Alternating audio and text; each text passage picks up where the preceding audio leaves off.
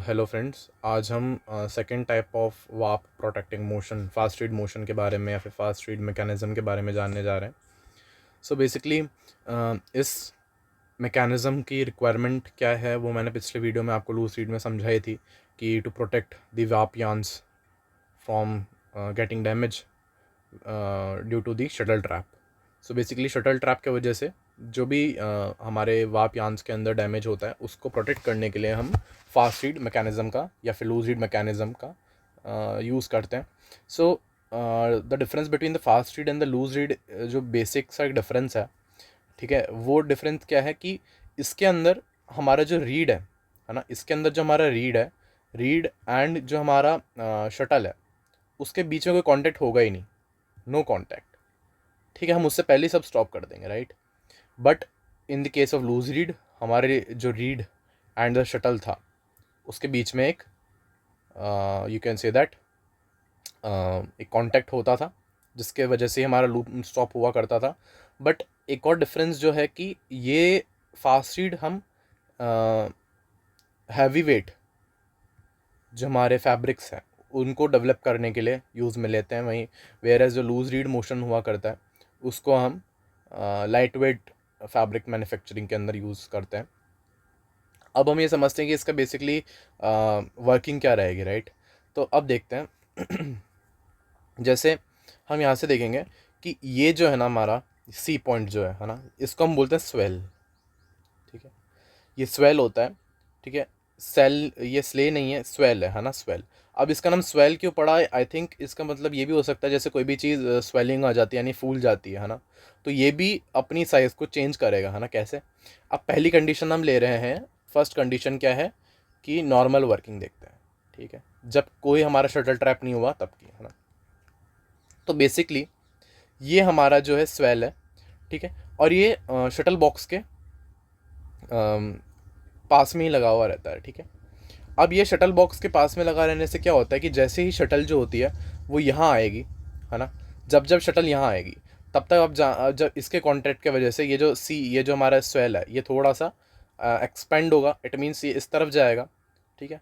जब ये इस तरफ जाएगा तो क्या होगा कि हमारा जो बी है, ये बी, ये जो पूरा एक स्ट्रक्चर आपने लूज रीड में भी देखा होगा, जिसे हम फिंगर या फिर फिंगर, इस वाले पार्ट को तो फिंगर बोल रहे हैं, ठीक है, क्योंकि एक फिंगर लाइक स्ट्रक्चर बन रहा है। और ये जो पार्ट है ये इसको हम डैगर बोल रहे हैं, ठीक है, ये डैगर। तो ये दोनों क्या है, ये फलक्रम डे की पॉइंट पे, जिसकी वजह से जब ये इस तरफ मूवमेंट करेगा तब ये ऊपर की तरफ मूवमेंट करेगा। ईजी सी बात है, सिंपल बात है, ठीक है, लाइक अ बूमरैंग, या बूमरैंग जैसा भी दिख रहा है थोड़ा।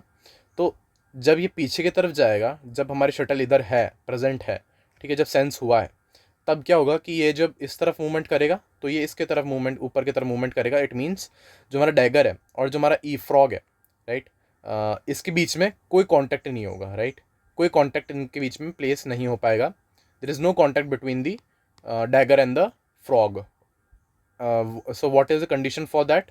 That no, this is a normal condition in which the swell is tracing, or you can say that feeling the presence of shuttle, right. जब शटल की प्रेजेंस है तब ये इस तरफ मूवमेंट होगा, तब ये नीचे की तरफ मूवमेंट करेगा ड्यू टू दिस स्ट्रक्चर, इस मैकेनिज्म के वजह से, और इसके वजह से ये इस तरफ से ऊपर उठ जाएगा। It means no contact between the frog and the dagger. But अब condition number two, condition number two क्या है कि जब हमारी शटल ट्रैप होती है, ठीक है, तो जब शटल ट्रैप होगी तो शटल हमारे यहाँ पहुँच ही नहीं पाएगी, ठीक है, जो टाइम दिया हुआ है उस टाइम पे नहीं पहुँच पाएगी।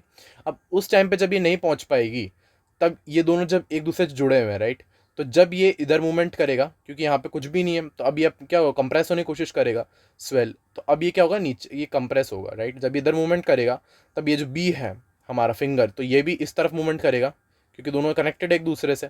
तो जब ये इधर मूवमेंट करेगा तो सिंपल सी बात है, ये चीज़ हमारे नीचे जाएगी, डैगर जो हमारा नीचे जाएगा, राइट।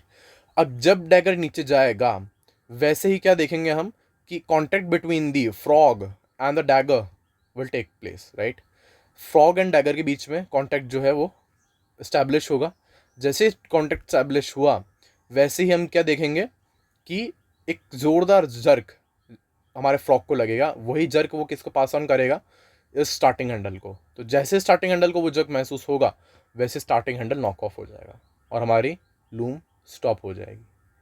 सो बेसिकली यही फास्ट रीड मैकेनिज्म है, बहुत ही ईजी है कि जब नॉर्मल कंडीशन में यहाँ पे शटल को हम एक्सपीरियंस कर पा रहे थे, उसके वजह से हमारा ये इस तरफ मूवमेंट कर रहा था क्योंकि ये स्वेल हो रही थी, स्वेल जो है हमारी वो इस तरफ मूवमेंट करेगी।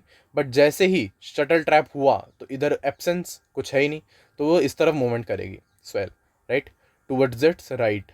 सो उसके वजह से जब ये बी से कनेक्टेड यानी फिंगर से कनेक्टेड है तो ये इस तरफ मूवमेंट होगा, एंड जो हमारा डी है वो डाउनवर्ड्स जाएगा, डैगर डाउनवर्ड्स जाएगा और एक ज़ोरदार स्ट्राइक होगी किसमें, फ्रॉग में, और उस स्ट्राइक को वो कैरी ऑन करता हुआ पास ऑन कहाँ कर देगा, स्टार्टिंग हैंडल को, और जो कि नॉक ऑफ हो जाएगा। सो बेसिकली यही बहुत ही सिंपल फास्ट रीड मोशन है। सो आई होप आपको समझ में आया होगा। Thank you.